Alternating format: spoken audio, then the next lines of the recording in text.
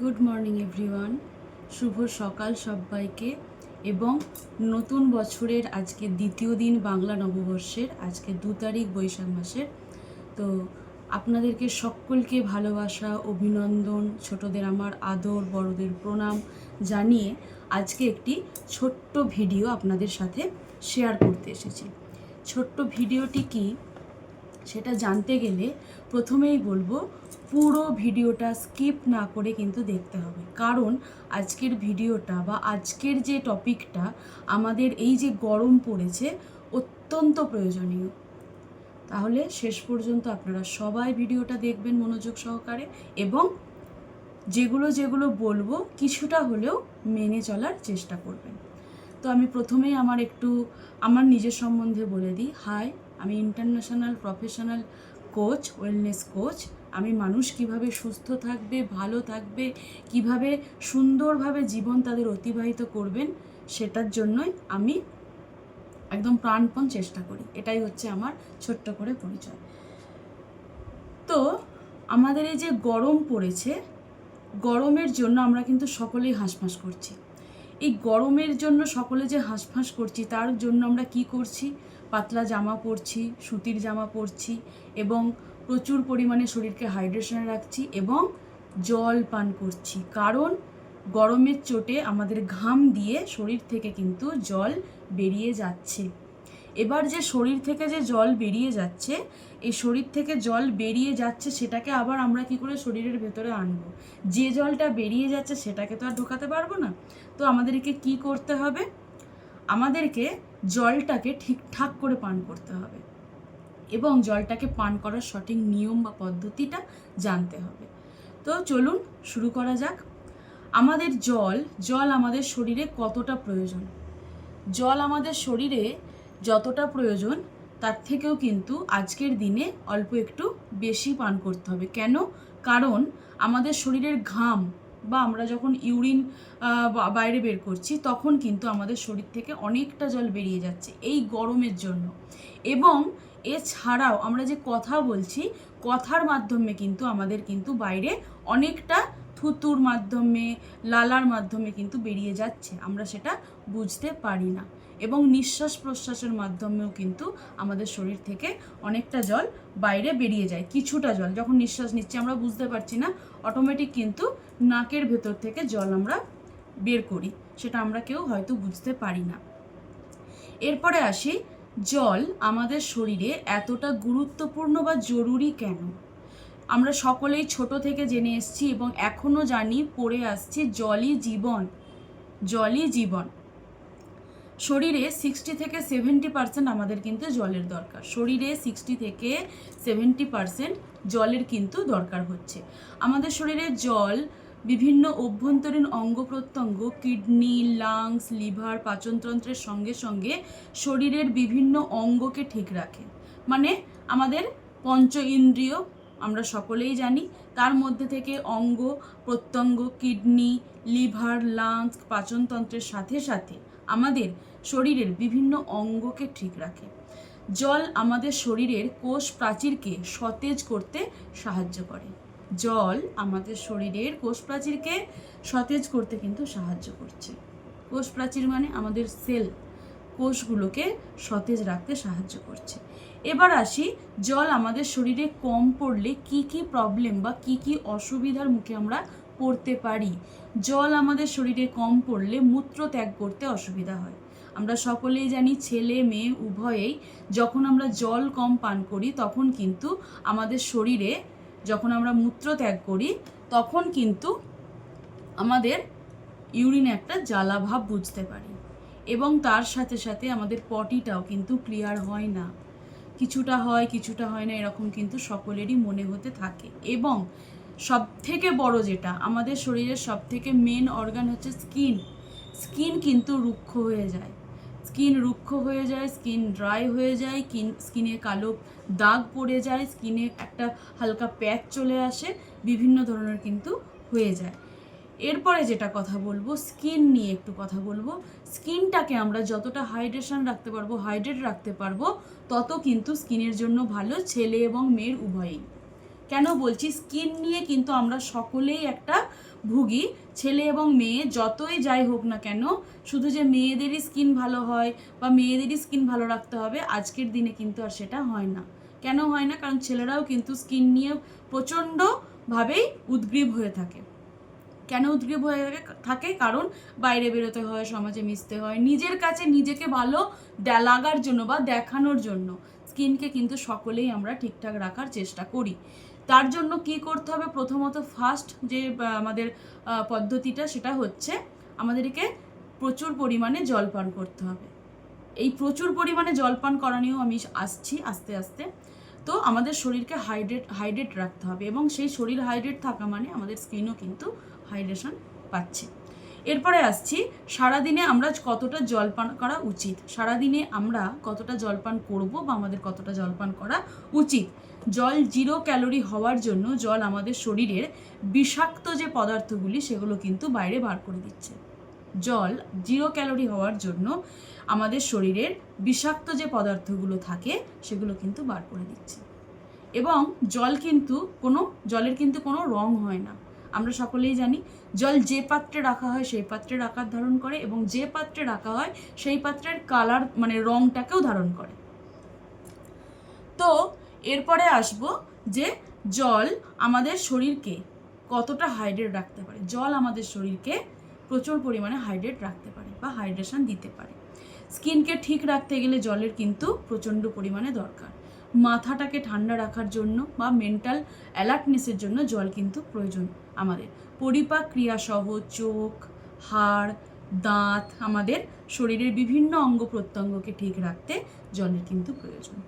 মূত্রত্যাগ, মলত্যাগ, ঘাম, শ্বাস নেওয়ার প্রক্রিয়ার জন্য প্রতিদিন, এই একটু আগে যেটা বললাম যে আমরা প্রতিনিয়ত যে কথা বলছি, নিঃশ্বাস নিচ্ছি, মূত্রত্যাগ, ঘাম বা মলত্যাগ, ঘাম এসবের মধ্যে দিয়ে আমাদের সারা দিনে 2 লিটার জল কিন্তু বাইরে বেরিয়ে যাচ্ছে।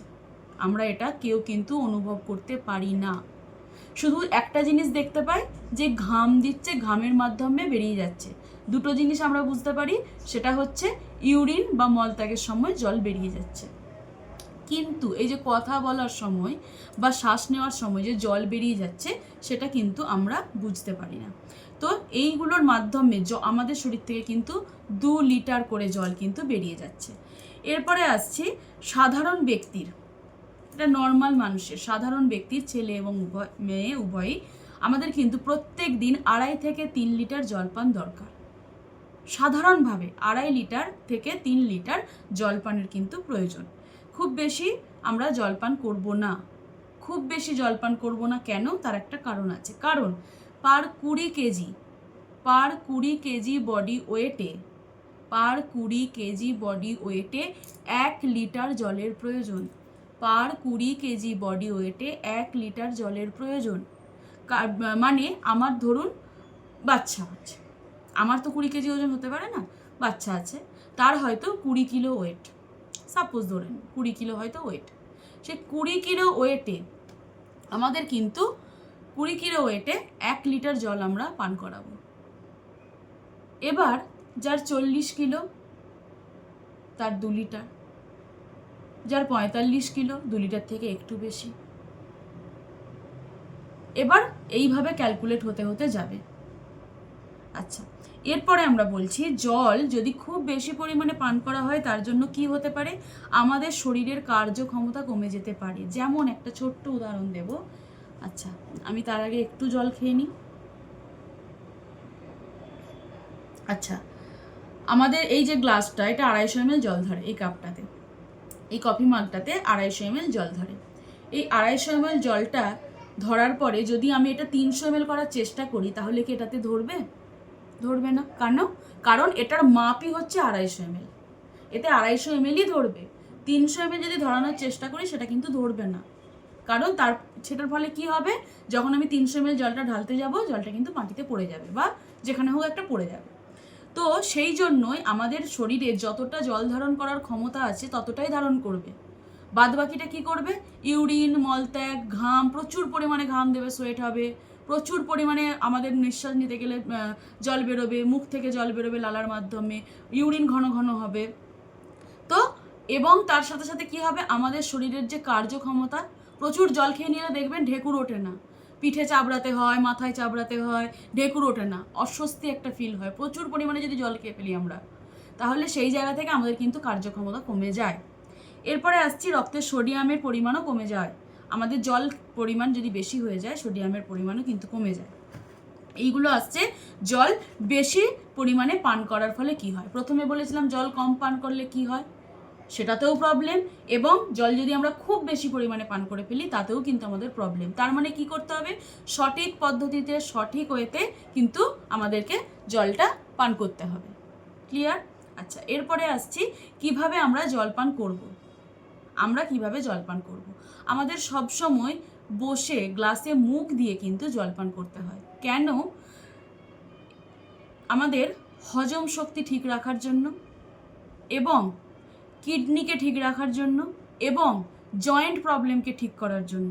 জয়েন্টে যে মাসেলের ব্যথা হয় বা জয়েন্ট পেনগুলো থাকে, সেই পেনগুলোকে বা জয়েন্ট প্রবলেমগুলোকে ঠিক করতে গেলে আমাদেরকে এই পদ্ধতিতে জলপান করতে হবে।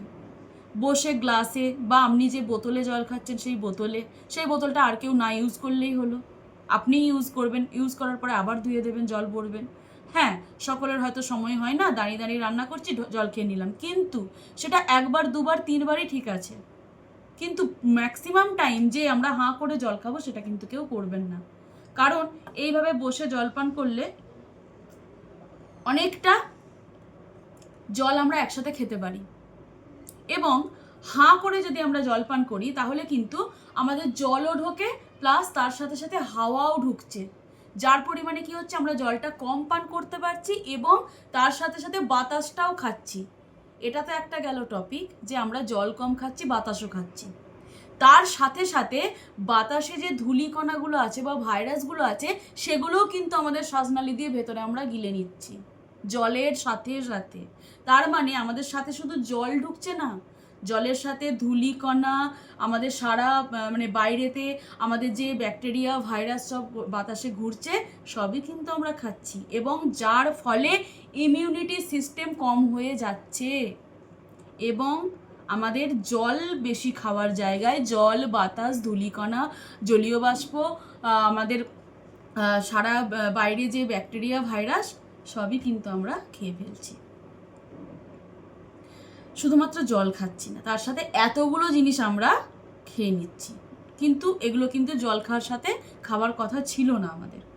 আচ্ছা, এরপরে আমাদের কি করতে হবে, জল আরও কেন বসে খেতে হবে, আর সেকেন্ড পয়েন্ট হচ্ছে কিডনি ঠিকঠাক মতো ফিল্টার করতে পারে না যদি আমরা বসে জল না খাই, যা না পান করি।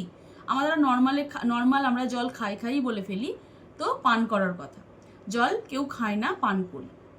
আমাদের চলতি ভাষায় যেটা আমাদের হয়ে যায়, জল খাও একটা ব্যাপার থাকে, তো সেই জন্য তো ঠিকঠাক মতো কিডনি কিন্তু ফিল্টার করতে পারে না জল যদি আমরা বসে না পান করি। জল যদি আমরা দাঁড়িয়ে পান করি, ডিরেক্ট কিন্তু আমাদের কিডনি লিভারে জল একদম ডিরেক্ট গিয়ে হিট করছে। ডিরেক্ট গিয়ে হিট করার মানে তাহলে কিন্তু কিডনি আমাদের যে প্রসেসিংটা ফিল্টারের সেটা কিন্তু করতে পারছে না। তখনই আমাদের কি হচ্ছে, কিডনিতে স্টোন বা কিডনিতে এফেক্ট, যে কোনো এফেক্ট হতে পারে, হওয়ার সম্ভাবনা থাকছে। দাঁড়িয়ে জল খেলে আমাদের হাঁটুর ওপরে, আমরা তো সব কাজই এখন দাঁড়িয়ে করছি, দাঁড়িয়ে করতে গেলে কিন্তু আমাদের হাঁটুর ওপরে প্রচুরভাবে প্রেশার পড়ে, এবং কিডনি যেহেতু ঠিকঠাক করে ফিল্টার করতে পারলো না, সেহেতু আমাদের মানে অপরিশুদ্ধ জলটাই কিন্তু আমরা কিন্তু শুদ্ধ জলই পান করছি, কিন্তু আমরা শুদ্ধ জল পান করার পরেও কিন্তু কিডনি থেকে ফিল্টার হয়ে সারা শরীরে ছড়াচ্ছে। সেই যে অপরিশুদ্ধ জলটা কিডনি যে ফিল্টার করতে পারলো না দাঁড়িয়ে জল পান করার ফলে, সেই জলটা কিন্তু আমাদের প্রত্যেকটা জয়েন্টে অপরিশুদ্ধ জলই কিন্তু পৌঁছে যাচ্ছে। তার ফলে কি হচ্ছে, আমাদের জয়েন্টের পেন বা জয়েন্টের প্রবলেমও কিন্তু আসতে থাকছে। এবং দাঁড়িয়ে যদি আমরা জলপান করি, একটু আগেই বললাম শ্বাসনালীর কথা, আমরা দাঁড়িয়ে জলপান করতে গেলে দেখবেন নিঃশ্বাস নিতে নিতে আমরা জলপান করি, তাই তো? হট করে এই নিঃশ্বাস নেওয়ার ফলে অনেক সময় হয় কি, শ্বাসনালীতে জল গিয়ে আটকে যায় এবং আমাদের প্রচণ্ড পরিমাণে কাশি হয়, নিঃশ্বাসটা আটকে যায়। অনেকগুলো কারণ আছে যে আমরা বসে কেন জলপান করব, তার জন্য অনেকগুলো কারণ আছে, প্রত্যেকটা কারণ বলে দিলাম, এগুলো একটু মেনে চলার চেষ্টা করবেন। এবং এরপরে আসছি আমরা একবারে কতটা জল পান করব? আমরা একবারে 250 ml জল, আমরা সেটা একটা মাপ বুঝেই যাব জলটা পান করতে করতে। একবারে আমরা 250 ml জল পান করব, মানে 1 গ্লাস বা 1 থেকে 1.5 গ্লাস, 250 ml বা 300 ml জল আমরা একবারে পান করব। তো এর জন্য কি হবে, আমাদের একেবারে বেশি পরিমাণে জলও পান করা হলো না, এবং ঘন্টায় ঘন্টায়, প্রত্যেক ঘন্টায়, সকাল থেকে উঠে থেকে প্রত্যেক ঘন্টায় 1 গ্লাস করে জল আমরা পান করব। তাহলেই কিন্তু আমাদের সারাদিনের যে জলের যে মানে ডেফিসিয়েন্সিটা, সেটা কিন্তু আমাদের শরীরে পূর্ণ হয়ে যাবে। এরপরে আসছি আর একটা কথা, সেটা হচ্ছে এই যে গরম পড়েছে অত্যাধিক, আমরা কি করি, ফ্রিজার জল খাই, ফ্রিজে জল রেখে দিয়ে, ডিপ ফ্রিজে জল রেখে দিয়ে, বরফ রেখে দিয়ে জল খাচ্ছি। না, এটা কিন্তু করব না। ফ্রিজার জল আমরা খাবো না, নর্মাল টেম্পারেচারে জল আমরা খাবো। দরকার পড়লে বালতিতে ঠান্ডা জল রেখে, জল ডুবিয়ে আমরা বোতল ডুবিয়ে রেখে দেবো, দিয়ে খাবো, দিয়ে পান করব। কিন্তু ডাইরেক্ট ফ্রিজ থেকে বার করে, বা রাস্তায় অনেকেই আছেন যে রাস্তায় বেরোলে একদম কনকনে চিল্ড ওয়াটার, দাদা একটা চিল্ড ওয়াটার দেবেন তো, টাকা নিয়ে আমরা বলি তো চিল্ড ওয়াটার খাওয়াটা উচিত নয়। কারণ চিল্ড ওয়াটার খেলেও আমাদের শরীর কিন্তু, দেখুন আমাদের শরীর সবসময় নর্মাল টেম্পারেচারে থাকে, এবং বাইরে বেরোলে সে নর্মাল টেম্পারেচারটা কিন্তু হিটেড হয়, হিট থাকে, অনেকটা পরিমাণে আমাদের শরীর হিট হয়ে যায়, কারণ বাইরের এত রোদের তেজ, তো আমাদের শরীর কিন্তু সব সময় হিট হয়ে থাকে। নর্মাল বাড়ি থেকে আমরা যখন বাইরে বেরোচ্ছি, তখন কিন্তু ওই নর্মাল টেম্পারেচারটা বাইরে বেরিয়ে গিয়ে সেই হিটটাকে কিন্তু অ্যাবজর্ব করে নেয়। যখনই সেই হিটটাকে অ্যাবজর্ব করে নিচ্ছে, তখনই কিন্তু আমাদের সেই হিটটা আমরা কিন্তু বাইরের সঙ্গে অ্যাডজাস্টমেন্ট হতে দেরি হয়। এবার সেখানে যখন আমরা হঠাৎ করে বাইরে বেরিয়ে বলবো যে আমার এই জলটা প্রয়োজন, আমাকে একটা চিল্ড ওয়াটার দিন, তাহলে আমাদের শরীর হিট হয়ে আছে প্রচণ্ড, সঙ্গে সঙ্গে আমরা ঠান্ডা জলটাকে পান করলাম, কি হবে, সর্দি হতে পারে, সঙ্গে সঙ্গে কাশি হতে পারে, এবং আমাদের শরীরের কার্যক্ষমতা, ইমিউনিটি সিস্টেমটা কমতে পারে। ঠিক আছে, তো আমরা চিল্ড ওয়াটার নেব, কিন্তু সেটা যতক্ষণ না একটা নর্মাল মোটামুটি একটা টেম্পারেচারটাকে আসছে, ততক্ষণ আমরা সেই জলটা পান করব না। এবং বাড়িতে থাকলে আমরা চিল্ড ওয়াটার বা ফ্রিজার ওয়াটার আমরা কিন্তু খাবো না, ফ্রিজে বরফ রাখবো, বরফটা জলের মধ্যে দিয়ে অনেকক্ষণ রেখে দেবো, একটা নর্মাল টেম্পারেচারে যতক্ষণ না আসছে ততক্ষণ কিন্তু আমরা সেই জলটাকে পান করব না। এটাও হতে পারে যে আমরা এই গ্লাসটার হাফ গ্লাসের থেকে একটু বেশি নর্মাল জল নিলাম, মানে বোতলে আমাদের যে জলটা বাড়িতে থাকে, এবং অল্প একটু হয়তো এতটুকু ফ্রিজের জল হয়তো মিক্স করলাম, দুটোকে ব্যালেন্স করতে গেলে এইভাবে আমরা জল পান করতে পারি বা জল খেতে পারি। তো বোঝা গেল তো কি তিনটে পয়েন্ট মনে রাখতে হবে। জল কম খাওয়া চলবে না, জল অতিরিক্ত বেশি পান করাও চলবে না, এবং জলটাকে সঠিকভাবে পান করতে হবে। তো এই জিনিসগুলো করলে আমাদের কি হবে, আমাদের হজম শক্তি ঠিক থাকবে, ঘুম ঠিক হবে, মাথা ঠান্ডা থাকবে, ইমিউনিটি সিস্টেমটা আগের থেকে গ্রোথ করবে, এবং আমাদের যে জয়েন্টের প্রবলেম থাকে সেগুলো ক্লিয়ার হবে, আমাদের স্কিনটা প্রচুর পরিমাণে ঠিক হবে, এবং তার সাথে সাথে আমাদের যে হজম শক্তি, প্রত্যেকের বাড়িতে প্রবলেম, ডাইজেস্টিভ প্রবলেম, আমাদের গাট হেলথের প্রচুর প্রবলেম, অনেক রকম প্রবলেম, কনস্টিপেশন, এটা সেটা, গ্যাস, অ্যাসিডিটি, অনেক কিছু হয়। তো সেখান থেকে আমরা কিন্তু বেরিয়ে আসবো। এবং লাস্ট যে একটা ছোট্ট টপিক বলবো, ছোট্ট টপিক বলতে একটা টিপস দেব।